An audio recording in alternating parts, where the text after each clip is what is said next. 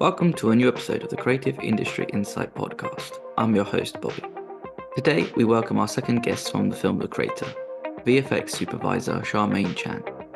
Charmaine will talk us through the VFX elements in the film and how they were used to build the world. Please be warned, there are heavy spoilers in this episode.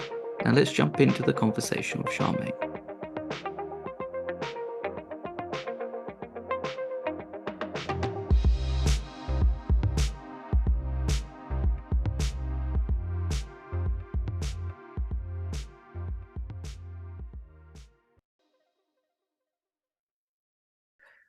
Hi, Charmaine. Thank you for joining me today. Thank you for having me. Excited to sit down and talk to you about your work on The Creator, which came out last month, if I'm going by this correctly, or Yep. if I'm releasing this at the same time. It's hit video, VOD, and DVD and Blu-ray. And I'm excited to sort of talk about the VFX side of the film. Managed to talk about so far sound design, so I'm kind of excited to dive into the VFX world, especially with a film like this, which is going by my research, very heavily influenced with VFX and a lot of help with it with world building. Yeah, it was a huge feat, but I think one of the great things about The Creator was that Gareth, coming from a visual effects background, he's always had that image of what the film should be in his head.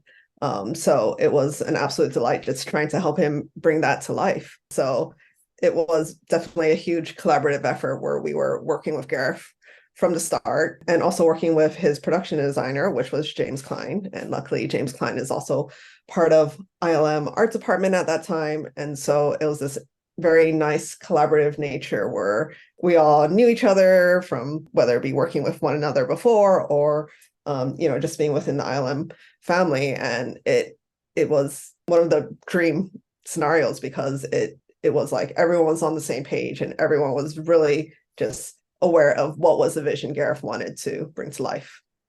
I think as well when you're working with directors who know what they want and have that background of VFX. I know certain directors do and certain don't, which, as you said, it made a massive difference and everybody being on the same page. I guess with technology changing as well, like there's so much still to learn and understand of like how you can use VFX in films and not just use it as like a background. I think they use it more as a tool to help them rather than to sort of correct mistakes that they might have done during the shoot. Yeah, I mean, I think again that's where Gareth's background just completely shines, right? Like he's the type of guy who embraces the use of new technology. So, we did things from virtual cam shoots to using stagecraft for LED walls. But also he is just, very rooted with traditional visual effects. Like surprisingly, a huge chunk of this project was kind of old school bread and butter visual effects that we've been doing for like 20-30 years. It was a lot of going back to roto and paint, doing layout match moves and match animation. It was a lot of manual tasks here and there and just doing DMP paintings in the background. It was such an interesting mixture of old meets new. And I think that's something that's very unique to Gareth. And, there's not many creatives who I feel like do that, but he completely embraces the new tech, but also respects the old tech and brings it together in a way that is just so successful. And I think as well, like on top of that, the going out on his location recce's and coming back with footage and sitting down for a number of weeks to sort of build out the world that he wants to create.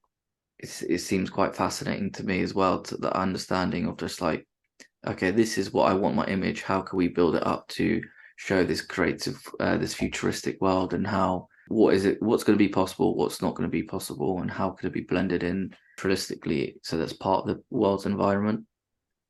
Yeah, I think Gareth's previous experience, whether it be his, original film Monsters or getting to do Godzilla or Rogue One, he's kind of had his hands in a variety of ways of filmmaking, whether that be with a small budget on his own or big budget tentpole films.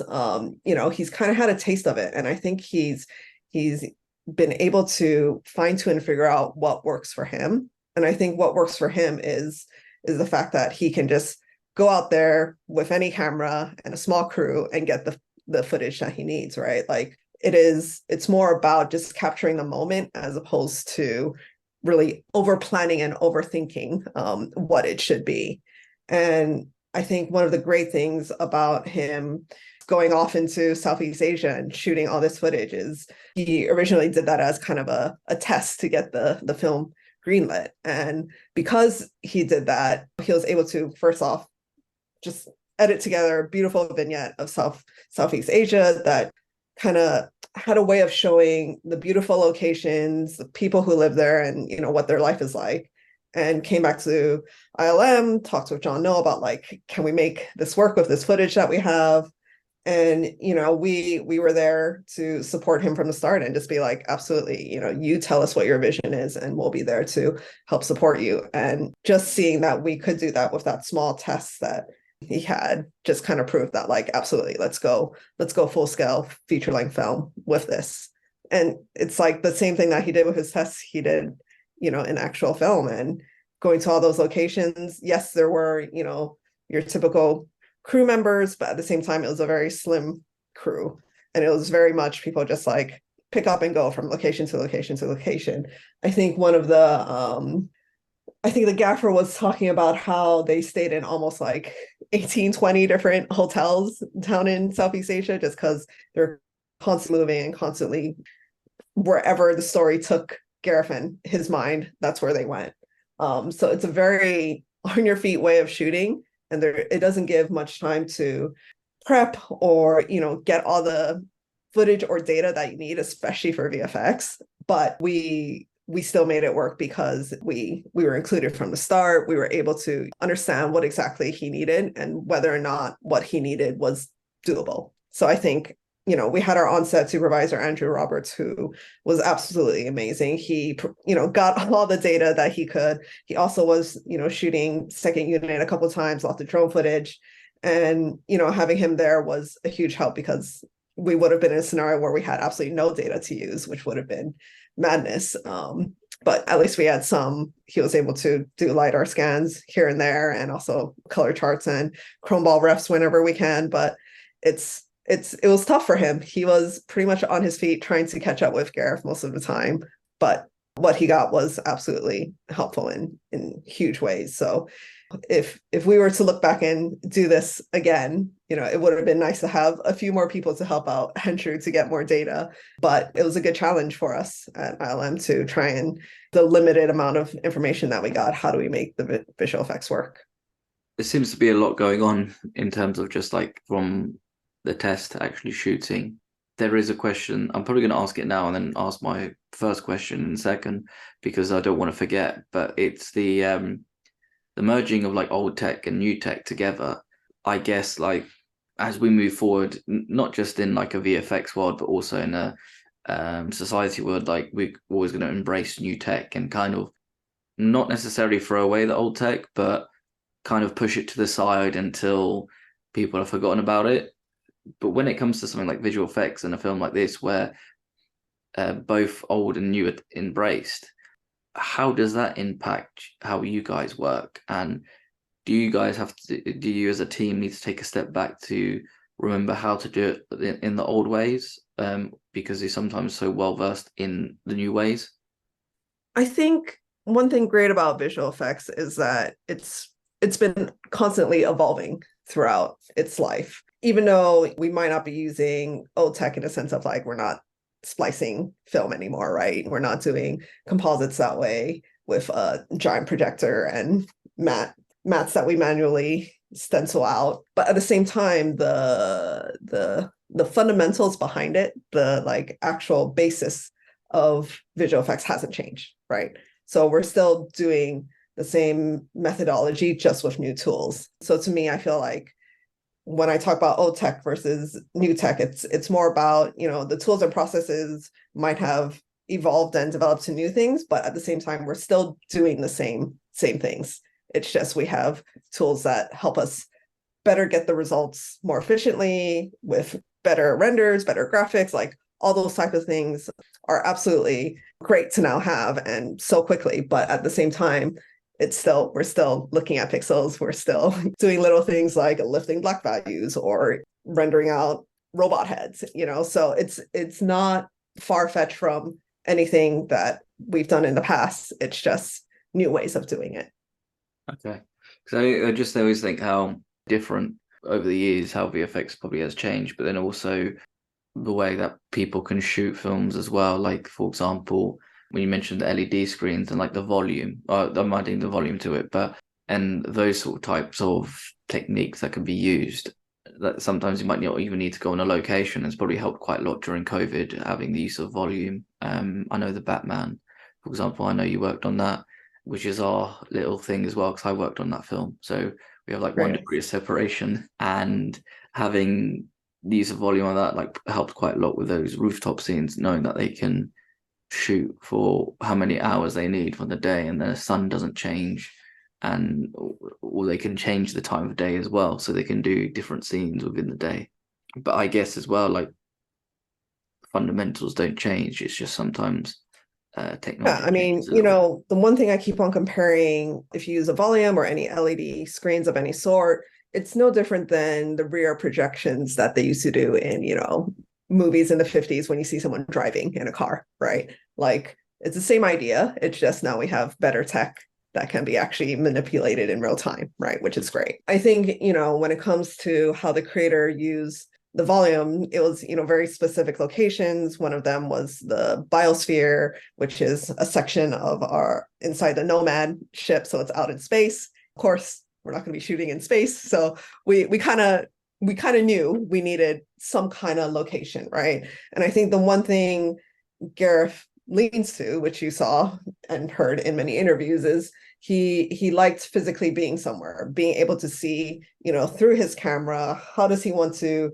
frame and compose, this shot, and be able to block things out and know that, like, yep, that's exactly how the background should be. This is how I want my actor in front of it. And like those type of being able to have those tools up front makes such a huge difference, especially when shooting, right? Because when you think of green screens, it's just, you got to use your imagination. You have no idea what's going to be there. And sometimes even what you thought originally was going to be there might change somewhere down the line later in post. And so I think for Gareth, it was like, oh, I have no idea what this space environment is going to look like completely in the end, but I have a general idea. Very much a greenhouse, huge glass windows, and there's giant columns and structures, and it's similar visual design as, everywhere else within the film for this kind of future sci-fi dystopian feeling. And so for Gareth to step into the volume and be in the biosphere, it was very easy for him to be like, cool, I'm going to frame it this way. And I know, we still need to add post because we're going to have explosions happening outside, and we're going to have our actors react to these explosions. And, it's things that like we can cue when we're in the volume. We can cue explosions to happen. That way an actor can actually react to that explosion that happens, even though it's not a real explosion. So, it's such a powerful tool to help directors actually see exactly what the environment is, even though if it's an environment that doesn't exist in our current world. I bet you it's like helps the actors a million times as well by not needing to worry about pretending to know what's behind, like with a green screen, pretending to know that they're in front of. Yeah, I mean, I think don't. I give so much props to actors who can't imagine what a green screen is. But I think, every actor that I've interacted with who've been on volume has been, overly impressed. And, we blend things with practical sets in a way where you actually sometimes can't even tell where the set ends and the LEDs begin, which is a slight con for actors because we don't want them walking into the LEDs.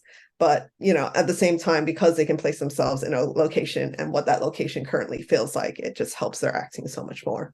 I wonder as well, like, well, I would not, I'd dread to think what the bill would be if an actor walked into one of the screens and broke it, probably quite a lot. But I think as well, like, even as a actor walking on and just seeing like, wow, like this, I would love to be in the shoes of an actor when they walk onto something with the volume at first and think, wow, this is incredible. Like, I can't believe this is what we're sort of capable of doing now and creating Yeah. and walking onto. I mean, like I said, I feel like most actors have been pretty good fans of it. I think the only time they're not fans of it is if we throw them into a spaceship or something and we tumble the world around, and that's when they're like, whoa, this is a little too realistic and I feel sick. But that's the whole crew. Everyone's just like, ah, the world is moving. You get like motion sickness or Exactly that. Yeah. like being on a ride. But I'm curious as well to sort of just go back from the beginning. How did the project come about for you and what made you want to take it on? Yes. So, like I've mentioned, ILM has been kind of partnered with Gareth for a good amount of time. We helped him do the tests, which, helped to get green lit, which was really incredible. And so, I've heard about our tests and those types of activities in the background, but I wasn't sure if, we were, as with most projects, you never really know if you actually get a film until it's actually in the door. And yeah, it was just one day I was approached, with the fact that we're going to be doing this project. It's going to be a huge ILM global endeavor. We're going to be, working across San Francisco, London, Sydney. In fact, even I think Vancouver jumped in at one point to help as well. And I didn't get the chance to work on Rogue One originally, but I did work on some trailer shots for Rogue One. So I didn't work on the film, but I did do a little bit of Rogue One. And, ever since that film, I've always been a huge fan of Gareth. He just has a way to show scale that I don't think anyone else is able to do. And, again, because he really is just another kind of VFX nerd. Like he is such like someone I would already expect to be working with. I jumped at the opportunity to work with him. So without a doubt, when I was approached with it, it was a resounding yes. So yes, I want to be on this project and work directly with Gareth. And he is such a person that really wants to work directly with artists, work directly, hands-on with everyone. And that's such a rarity. We don't get that all the time with directors. So to have one who wants to is always such a treat. I think as well, you made something that's quite interesting. A point is like the scale and size, and you do see that in Gareth films, especially like Godzilla. Yep. When you see the monster appear, and you just think, oh, "Holy crap, that is huge!" And then there's also the ways that in certain areas in that film where you see the monster appear, and then also when you're in various different cities and Yeah. feeling it sometimes from the point of view of humans, where you're so low down looking up at this thing, just like sheer terror and size. And I Yeah. think as well, this film shows it quite well with certain scenes where, especially when you have something like the Nomad out there up in space, but when it's looking down on basically like it's like a Everyone. kid with a magnifying glass looking for Yeah. ants when that blue beam comes down. And you do feel that scale of like once the bombs come down and explode, that's it, it's game over. Yeah. There's something to Gareth's camera work, framework. He just knows the right angles to first off get the main foreground elements that he needs, but at the same time know that, okay, I'm going to be throwing a giant spaceship back there. And even though it's further away, you still sense the immense size of it, which is absolutely fantastic because a lot of it is the feeling of there's this looming giant spaceship over Earth that is always watching Big Brother style. And I think everyone felt that in the film. Yes, and then also on top of that, like knowing that that blue beam's gonna get you as soon as it is, that's it, game over. Yeah. And I think as well, like the battle where we see the robot, the suicide robot running Bomb around. robot. Yeah. Yeah, and then you also see like the tank rolling around. That's like those scenes as well really do feel the scale because you see what the Americans really want to want to really take down the AI and really want Yeah. to do the most that they can, and they'll go all out attack. And you just when you see it, it does blow you away, especially with the sort of aerial shots as well. I mean, I think the interesting thing with especially with our tank battle sequences is the fact that you rarely see the whole tank. It's always like glimpses of just like a corner or a section of the tank, and that just really helps with the scale. And if you think about the way that Gareth and his DP Oren Sofer shot the film, most of the time the lenses were like a 75 mil lens, which is not that wide, so it keeps it within the scope of like, all right, it's closer quarters, and so just makes scale feel so much larger because of that. So it was a very smart move on their end, I think, shooting that way. You mentioning lenses has created a given me for question. Obviously, you got the test footage, but then also you will have DPs because it was Oren did most of it, but then also Greg Fraser helped out, but had to leave because of schedule reasons. But he still was on board helping out, and Oren are talking daily, I believe, in one interview I heard. When they have those conversations about what camera gear they're going to use and the lens choices, is that something that you get involved with as well? Because then, as you mentioned, with a 75mm lens, it's not as wide. Does that make it easier for you and your team to plan on how to sort of use the visual effect to utilize visual effects in the scenes? Yeah, no, I mean, it's not really up to us what Gareth or the DPs decide to use in terms of actual gear. But I think one thing great to the fact that they were using very minimal amount of lenses was that it made our jobs easier, right? Like if they kept on using these primary 75 mils, like we would just profile that lens and we can rinse and repeat it numerous times across the board. There are projects where sometimes they will have to profile over, I don't know, 30, 40 lenses, and it just makes things a lot more complicated when we're trying to go through our usual processes of solving the lenses to tracking things to, making sure we have the correct distortion on things and the correct lens effects on things. It's having that huge array is nice, and I'm sure it's great for a filmmaker, but can complicate the visual effects process a lot. And especially the way that Gareth shot, because it was fast and dirty. We didn't have the time to, again, get all the data, like I mentioned. And so personally, I think it was to our advantage that they kept on shooting with exactly same camera body and same camera lens all the time. The thing as well, if it makes it easier, probably then the overall process later on, and you don't have anyone saying fix it in post, as the old famous saying it goes. So you kind of have that consistency throughout and know what to sort of expect in each of the dailies from each day. Yeah, and I think one thing unique with this project was that I don't think there was ever a fix it in post kind of feeling. It was a lot of like, cool, we have step one, what's step two? Like every step was vital to getting that final imagery, which is such a rare feeling for visual effects artists. I think a lot of times we're just always like, yeah, we'll fix it. Yeah, we'll make it work. But this was not, we'll make it work. This was no, we are part of the process of making the final visual imagery.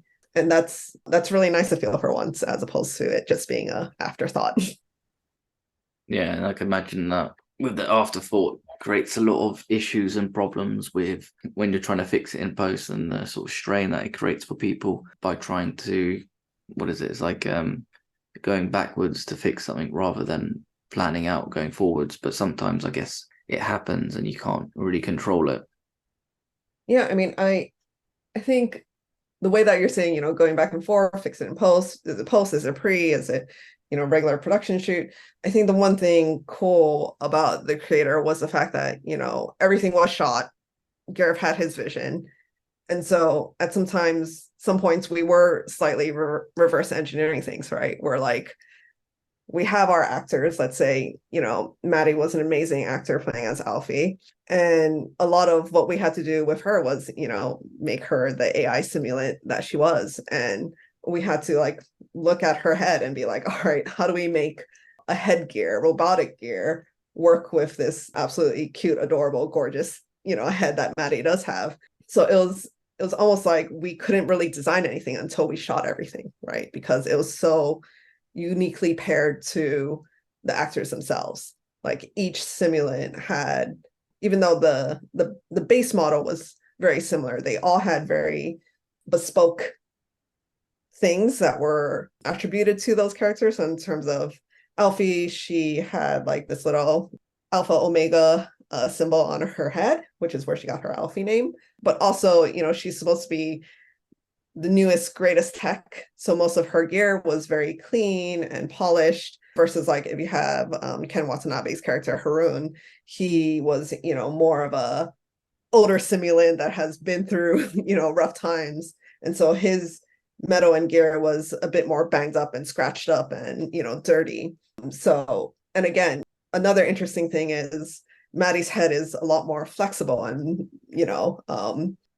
she's still developing as an individual and becoming more an adult. But at the same time, she has that softness that makes it easier to integrate versus with Ken Watanabe's character. His simulant gear was a lot more stiff and rough, just like similar to his kind of head to neck area. It's just, a lot more straight and stiff. So we had to look at how the actors acted to actually get their simulant gear to work with it. So that's a really fascinating point, because in terms of how you're building the robots and integrating their look into what's been captured. And it's also those fine little details like how Alfie will have sort of a cleaner looking, more pristine version, whilst Ken Watanabe's character is more sort of weathered, shall we say. And yeah. I guess because they would have shot certain scenes from side profile, or even scenes where they're just sort of having a conversation, how difficult is to integrate these designs into these scenes? And does it make it harder when it's an action scene and you need to integrate these designs as well? Yeah, I mean, I think we definitely went through the rounds with Gareth at first when it came to, trying to really get the headgear for the simulants to sit in well. We use more like close-up static shots to kind of establish that look and also establish the animation of it all, right? Because we also have all these rings inside of the ear that kind of animate and move depending on the emotion that the stimulant might be feeling at that time. And so there were a lot of moving pieces, but once we kind of got the look and how it animates bought off by Gareth, it actually wasn't a difficult process at all. In fact, it was something we were worried about at first, but ended up being one of our more efficiently created process of the whole film. So once we nailed it, we were able to get through a lot of the shots very quickly. And I think the great thing is that it's integrated in a way where, yes, you do notice it, but when you're watching the film after a while, you're just used to it, right? Like you're like, yeah, that absolutely is part of Alfie. It doesn't look like it's a augmentation, really. It actually feels well integrated in a way that is natural, which was a hard thing to do, but we were able to achieve it pretty well. And like I mentioned before, a lot of it was in thanks to both our layout team and roto and paint team, who was led by Abby Kennedy out here in London, along with Pete Walton. But they did an amazing job because we didn't have any tracking data. We might have a few dots on the faces, but beyond that, there wasn't much to track to. And so our team did an amazing bang up job. And even with all of our stimulants, anytime they went profile, you can see right through their ear, right? We didn't have any clean plates on the other side. It was, our paint team was just able to recreate a lot of those plates on the other side, which is a huge feat, but absolute superstars that we had. So I just want to make sure I got that correct.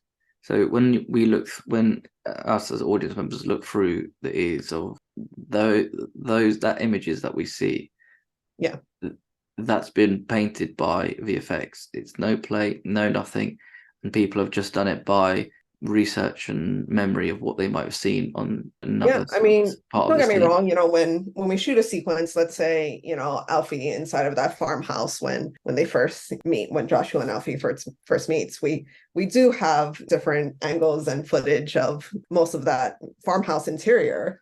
And in the way that visual effects works, sometimes if an actor is standing and then they walk to another side of the frame, you will have at least a single frame that is clean, right? That you can use and kind of re-project and patch certain areas.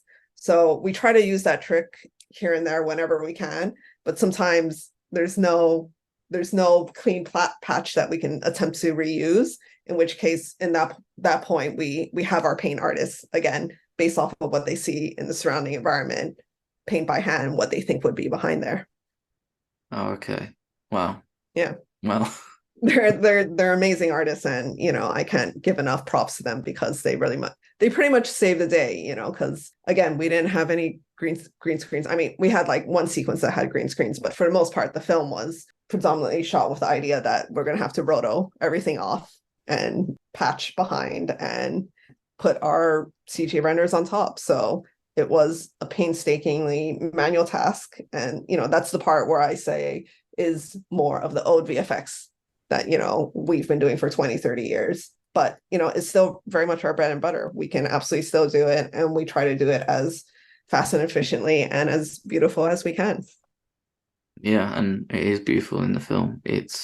Yeah, I'm kind of blown away a little bit. I'm a bit taken aback by that people were able to do that. That people as artists are able just to sort of be like, yeah, leave that with me. I can sort that out. Yeah. I mean, I think a huge part of it too was just all the play photography we got was absolutely gorgeous, right? Between Oren and Greg's vision, they were able to, you know, help Gareth capture some of the most beautiful plates I've ever seen. And when artists see plates that are, you know, beautifully shot, it is a morale boost. They want to, you know, create something that sits perfectly in those beautiful shots as well.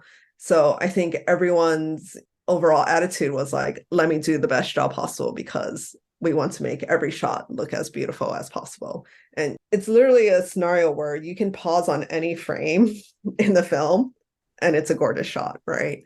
Like it's so rare to be able to work on projects like that. And especially, I guess that makes it like a big thing why working on location is so important for director's vision and what you can really capture out there rather than replicating it in a soundstage. Sometimes it's just not the same, and you can't just get that sort of feel of like, okay, this is where the sun's going to be, or this is how this sunset might look today, so you can get something special because you've timed it right.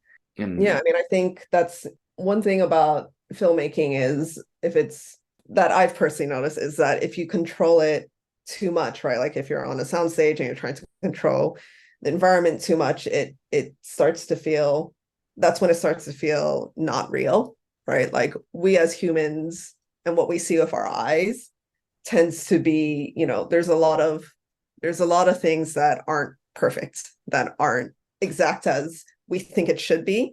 And it's a lot of that kind of human error or the natural world being its natural self that is very difficult to replicate, especially in a digital realm.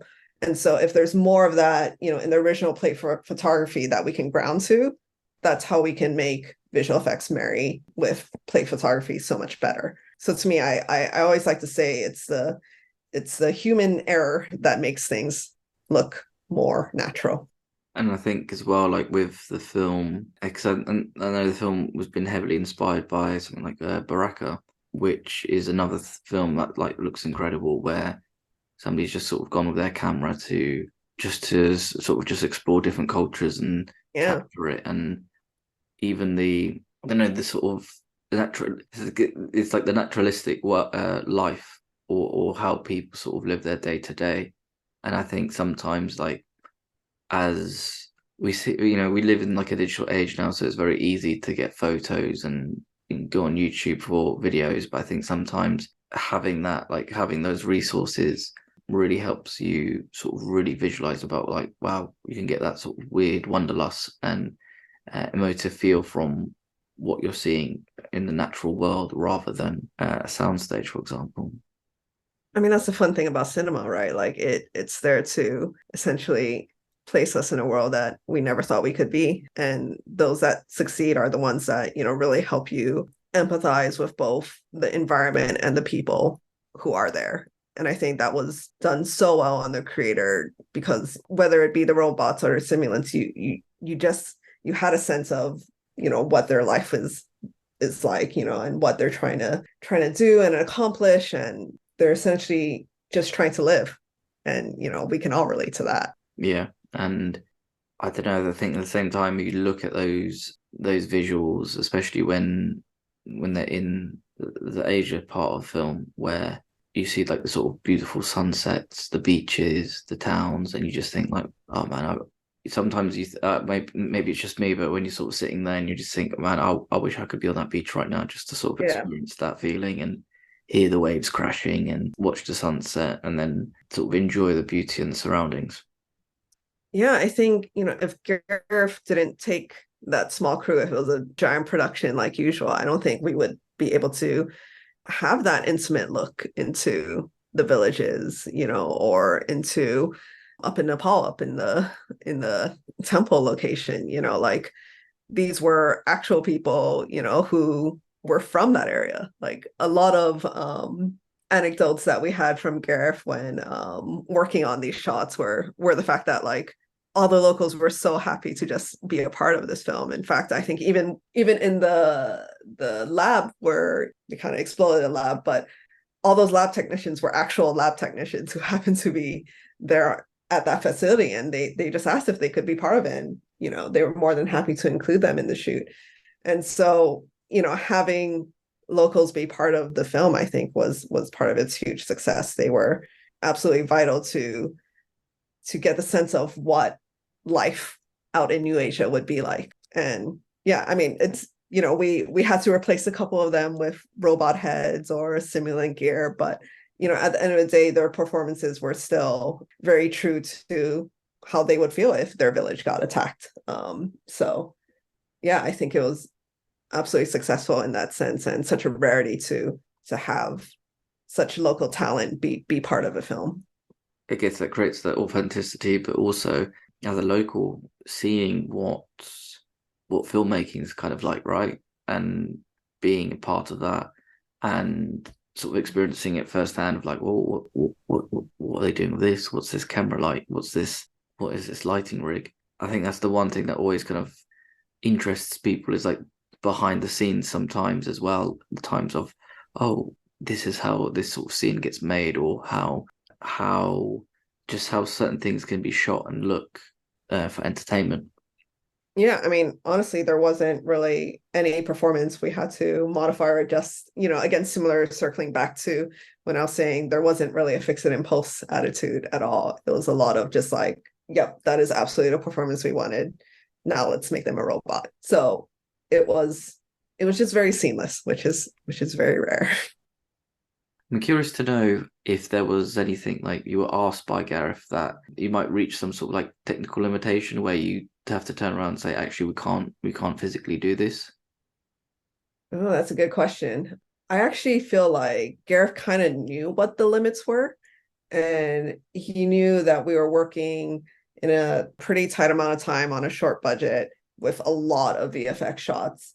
And so he was actually super realistic about like, all right, I've seen one version of this. To me, I feel like X, Y, and Z are the next steps we need to do to take it to the next level. There was kind of this like three level system that we did, where Gareth basically has his 3 tries to nail it exactly how he wants it. And he's been very exact on what is needed in the next step and what he expects to see in the next step.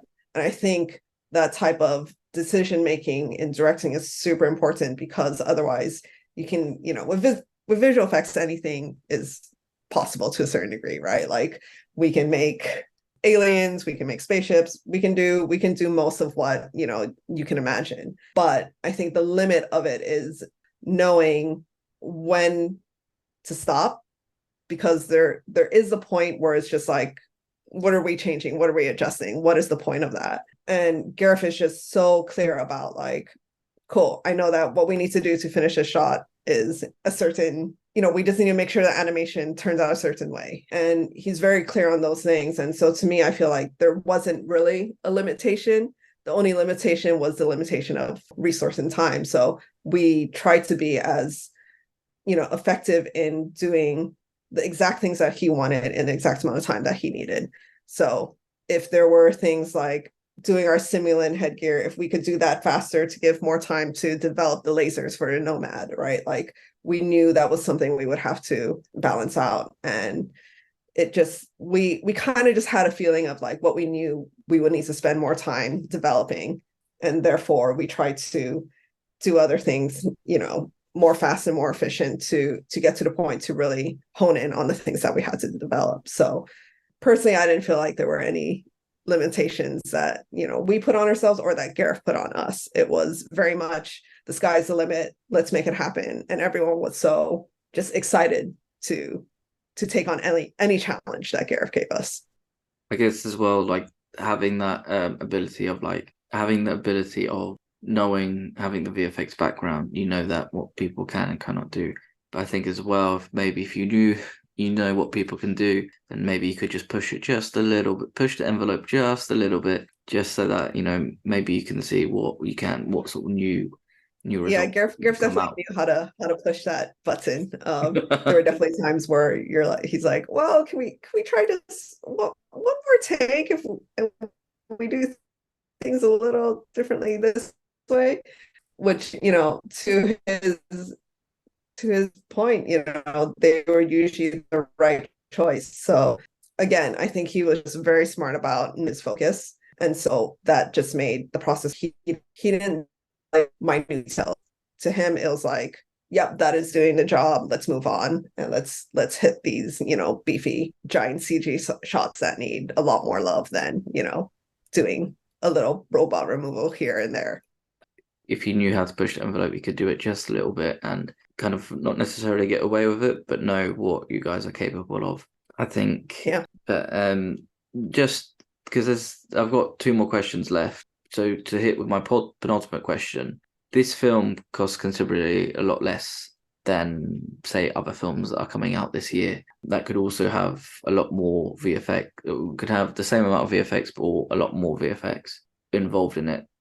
Do you think something like this can show studios that actually you don't need to spend that much time on, you don't need to spend that much on VFX? You just need to make sure that you can plan how you can use VFX in films? I think if there's anything that studios should be taking from this project, I think a lot of it is the fact that we had a director and a production designer and a visual effects team that was on together literally from the beginning to the end. I don't think any of this would have been a success if any of that didn't happen. I think so much of when people were saying like it's such a small budget, how did you do that? Actually, on the VFX side, it was our usual budget. Like it wasn't anything cheaper or more expensive in any way. It was very much, like I said, the bread and butter typical VFX that we always do. I think a huge difference is that we were just smart about how we did it, and we had a director who took charge and made decisions very smartly. And it's a unique combo of things. It's not just one answer. And a huge part of it to me is still having James Cline from the beginning to the end. Like he was literally, doing drawings on one of the last shots of the film, and it was such a huge establisher that he wanted to make sure it was exactly what Gareth wanted. And I'll be honest, I've besides when I'm working on set with dealing with virtual production, I never see a production designer. And so to actually have a production designer on till the very end to do drawovers and annotations and essentially be the Gareth whisperer. He was so like in tune to what Gareth needed and what Gareth wanted, that it was so easy to just ping him for any answers in case Gareth wasn't available. So again, it was this collaborative nature that I talked about at the start, that if ILM, James Cline, and Gareth weren't all aligned to, I don't think this film would have been as successful as it is, right now. It's such a, like I've mentioned numerous times, it's such a rare project where the visuals and aesthetics were so well integrated and part of the overall story and film. Because as everybody starts at different times on films, but I guess allowing, with a lot of probably crew under the same roof, you could probably just pop your head into their office and see what they're working on and how their designs could affect and what you're going to be doing later on, or if you can do something or if you can't do something. And obviously, again, another things like that, just like constant communication. Sounds like it played such a massive key part in what you guys wanted to create and what you guys wanted to do. I'm not saying it doesn't happen on films, the communication part and whatnot, but it's more just that if everything's under one roof with people in ILM, then it probably makes it considerably easier. knowing what people are thinking, but then also the shorthand that they're creating in the film, in the conversations, and then also knowing them from like a having a previous relationship with them also makes it probably infinitely easier as well. Yeah, I think the key thing is, similar to what I said before, is visual effects is not an afterthought. It's not a post process. It is something that should be in tune to the beginning of the filmmaking. So including us from the start always brings more success than having us just towards the last few months, right? Yeah, and I think as well, if you're involved in the last few months, it's not you have a lot of catch up to do because there's probably been 6 months prep and then 3 months of shooting. There's a lot to sort of go through and dive into Yeah. what people kind of expect and think, really. And then just to hit with my final question, what was your favorite scene to work on? Oh, that's a good question. Honestly, I think a lot of the floating village shots were my favorite just because they were glimpses into the life of the simulants and the robots, right? It was like little vignettes of Alfie playing with other kids or, Haroon and Daw trying to discuss what their next plans are. And then slice in between, here's a robot preaching to a bunch of kids, or this is just what a nice beautiful shot of what the floating village looks like, from a wide. Just those little, again, similar to the original test, just glimpses into the life of a different culture, let alone a different species. It was like that nice intimate touch that I wanted in film.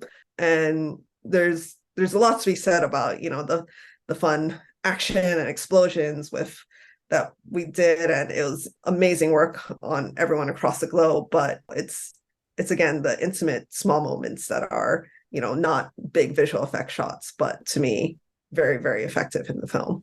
I think it's probably quite easy to pick something like a big shot of where like an explosion is happening or where ships might be flying past. But I guess if you're choosing those sort of smaller, quieter moments where you integrate it perfectly, or even the floating city, as you mentioned, it could be really easy to pick like another place where it can be more VFX heavy in terms of like where they could be in America, where they're in areas where you can see the big billboards with the hologram screens and ships flying Yeah, in past. Rylette City. Yeah.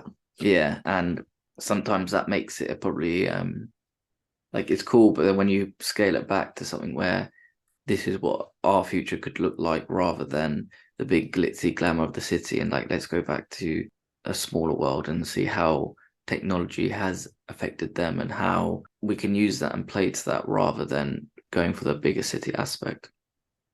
Yeah, I mean, I think the creator, just is so smart about, having both, right? The glitz, but also the quiet moments. And there's just so much heart to the film that I think a lot of people can relate to. And the visual effects doesn't, it's not a distraction. It's not something that, takes the focus. It's something that just helps elevate that sense of empathy with our simulants and robots. And I think that's what makes it such a success. 100%. And I think as an audience member as well, you're kind of thrown into a world where like you do get like a background about AI and all of that in the beginning, but you kind of just that's your intro, then you're thrown in the middle of it, and as an audience member, you're kind of more you feel it's quite natural rather than I don't know, you just feel if it. I think I need to rephrase that you feel like when you're thrown into this world, it feels natural and you're sort of on board rather than feeling like, wow, this is fake. This is not. This just looks ridiculous. Yeah, I think, despite the fact that this is a very sci-fi, digital forward type of film, it just still really has that sense of humanity, right? Which is all we want. So I hope a lot of the audience were able to relate in that sense as well. And I hope they did as well. And the it's funny as well, like the debate between you see it in the film that the sort of human AI bit where John David Washington's character is just saying that they're programming, they're this, they're that, but there's more to it to them, and it's like there's obviously a bigger conversation to have in real life, but when you have those people, when you have someone like Alfie who has that human body, but there is that, like, there's more to it, and even though they're just programming and that's all, they can emote, they can have feelings, and they can sort of enjoy things like cartoons, ice cream, but then also be able to also have that fear and hope in what's happening in their lives. Yeah, it all comes down to our human emotions, right? Yeah, It's very much still shown throughout all our simulants and robots. exactly. Charmaine, thank you so much for your time today. The Creator, it's out now on VOD. Go out and watch it if you've missed it, because it's just an incredible film. Yeah, actually, probably, I think before I probably add this, if I watched this when I was like 8 or 9, it probably would have been one of those films that you'd be completely blown away and be like, this would be on like rotation constantly, because it's just such a visual spectacle. Yes, definitely go see it on the biggest screen possible you can find. 100%. Thank you again so much for your time. Great. Thank you so much. Take care. Bye bye. Thank you.